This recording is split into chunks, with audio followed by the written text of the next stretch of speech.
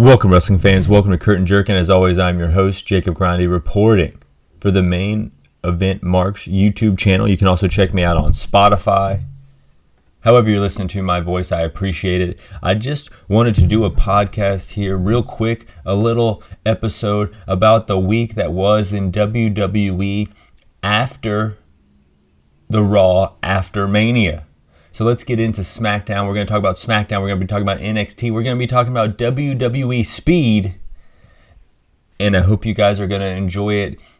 Cody, in front of the crowd, he pretty much issues this concept of a number one contender with Santos, Ray, LA Knight, AJ Styles, Bobby Lashley, and Kevin Owens. He does the thing where he says all the names and they get all these cheers. Lashley versus Escobar versus LA Knight was the first triple threat out of two triple threat matches. Legado del Fantasma jumping LA Knight in front of the ref. I don't like this triple threat rules where pretty much anything goes because it's a triple threat. That cannot be an old concept. That's new. I first heard about it in AEW, but now it's in WWE. I don't know. Street Profits, of course, come out to even the odds. And in the brawl, BFT 1-2-3, LA Knight gets the victory. The main event, AJ Styles versus Rey Mysterio versus Kevin Owens. Believe it or not, with those three, this match was good. Kevin Owens cuts off the 619, hitting a stunner on the apron. Kevin Owens goes for a swanton to AJ Styles, but AJ Styles gets his knees up. AJ goes up top. Rey Mysterio looks to cut him off. He ends up hitting a Styles Clash off the second rope on to Kevin Owens. 1-2-3. AJ Styles wins. So I think it's going to be like LA Knight and AJ Styles maybe next week on Smackdown, or it's going to be another triple threat for the world title. I'm not sure. We're going to tune in and find out. I mean, LA Knight, AJ Styles, and Cody Rhodes in France. Sign me up. I'm watching. Wise Man out there. Paul Heyman out there with Solo and Jimmy. He says winning and losing matters. Solo says this after Paul Heyman does some promo time, I guess. Consequences to losing has to exist is more or less what Solo is saying. And then as they're saying this, the crowd's slowly realizing that Jimmy lost at WrestleMania. Consequences need change. He hugs Jimmy, says he loves him, backs away, and then Tama Tonga attacks Jimmy. Fresh from New Japan Pro Wrestling, Ming's son, they introduce who he is. He was, one of the founding members of Bullet Club. He, left Bullet Club. I don't want to get into his New Japan stuff, but yeah, he's been in New Japan for a while. And, perfect fit for the bloodline here. And Solo Sikoa calling the shots. Jimmy looks like he's out of the bloodline. Or at least attacked. I think he's out of the bloodline. And right here, Tama Tonga goes right in there in one of the best storylines ever in pro wrestling. As a lackey, maybe for Solo, Paul Heyman is trying to call what I would believe to be Roman Reigns. Solo smashes the phone. So it looks like Solo Sikoa is calling the shots. And since he's calling the shots, Jimmy's out of the bloodline. And Tama Tonga of New Japan Pro Wrestling is in the bloodline. I think this is great. I think this is well done. Introducing somebody in a situation, putting him in a top spot when you want him to be a top guy is good. I think the kind of what they've done with Okada so far is kind of solidify him as a mid-card guy. He attacked a mid-card guy in his debut, and he beat a mid-card guy in Eddie Kingston, so you have him in the mid-card there. In a way, I'm saying that WWE is treating Tama Tonga better than AEW is treating Okada so far, even though Okada has a title. This is great. This is great. As I said, Solo smashing the phone. So you have the biggest stars gone. I mean, you have Roman Reigns, The Rock, and even Jey Uso on another show. So what are you going to do here? You're going to tell a great story. You're going to introduce new characters. You're going to give Paul Heyman some mic time because that's always good. And now you have this new bloodline, Solo and Tama Tonga. And anyone who knows Tama Tonga knows that Tonga Loa, his son, his brother, former Kumacho in NXT, who went to New Japan for a long time as well, is probably not far behind here. So it looks like we're having a new bloodline forming. What's going to happen next? I don't know, but I'm tuning into Smackdown to find out. Cameron Grimes versus Braun Breaker. Breaker just kills Grimes here, but Grimes killed Baron Corbin to bring him to NXT to make the Wolf Dogs in the first place. So, good to see Cameron Grimes on TV, get some TV time, but it seems like they were building him up for a few matches and then they just dropped him. We had a Logan Paul selfie promo. He didn't say much here. Bayley out there with her new title.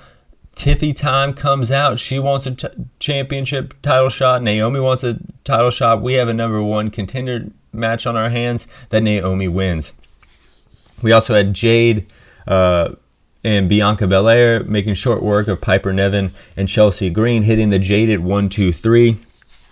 I wanted to go into WWE NXT as well. I want to talk about a few things here, catch up on NXT. I want to talk about Javon Evans versus Scripps. Javon Evans, I mentioned it before that I've been watching this guy wrestle for years. Like, it feels like at least 6 or 7 years. He was a kid when I started watching him wrestle, and then he was, a part of this young tag team. But here they said he's 19 years old, so I must have been watching this kid legitimately when he was like at least 11 years old. He was a child. He did look like a child, but I thought he might have been like a little younger than that. But he was flying around, and it was great to see him on NXT beating Scripps, beating the former 24/7 champion. But that wasn't the only person of note popping up in NXT. Natty Neidhart challenged Roxanne Perez, able to lock in the sharpshooter. Roxanne gets to the ropes. Lola Vice comes out of nowhere, clocks Natty for no fucking reason, being a jerk.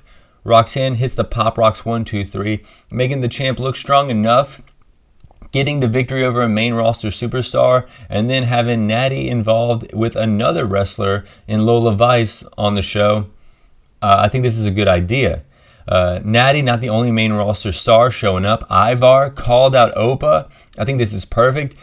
Big man, veteran, who can work with, the green guy who they're trying to put over with a lot of upside. And both these guys are more athletic than their size kind of entails here. So they're going to be flying around like we've seen with Ivar and Bronson Reed recently on Raw, and like we've seen with Obafemi on WrestleMania weekend. I think this is going to be a great match.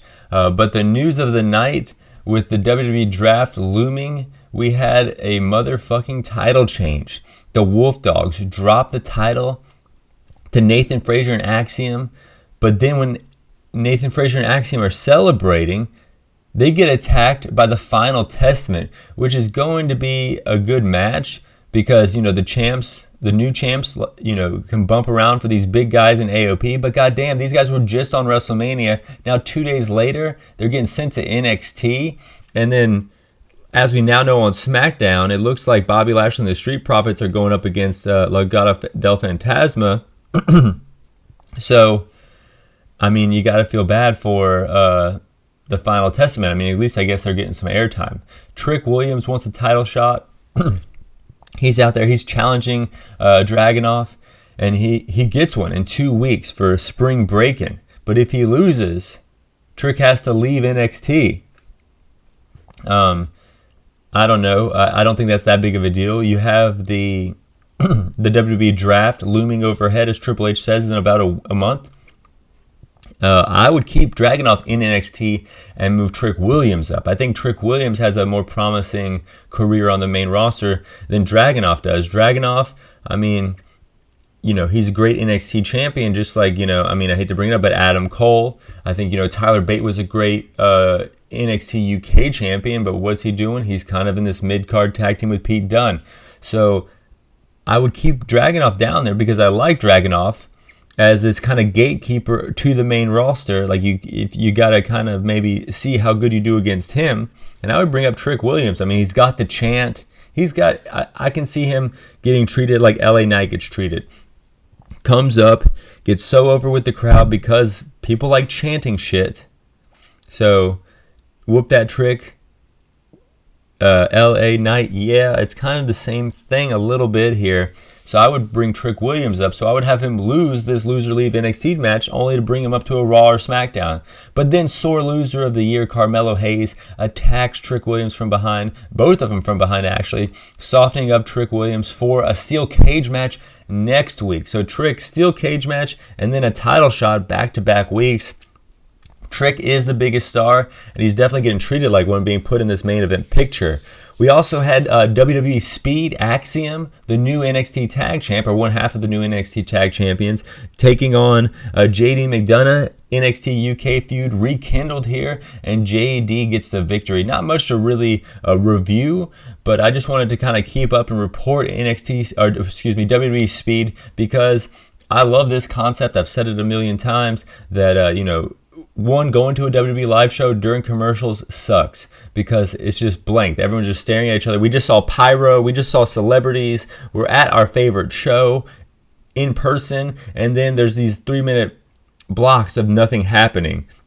So it fills in that with a match, a 3-minute match that you are then able to put on Twitter. So you're able to give original content to a platform that people talk about your content all day on, and it gives reason for the match to be fast-paced because there's only 3 minutes. So you have these light heavyweight superstars, these cruiserweights flying around, and it fits purpose. It gives it psychology. They're flying around because they're trying to win in under 3 minutes, and JD gets the victory here in under 3 minutes.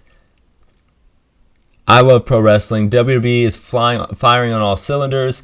I'm going to try to watch New Japan. I'm going to try to watch some AEW, release that for you guys. As always, fly high. I'm out.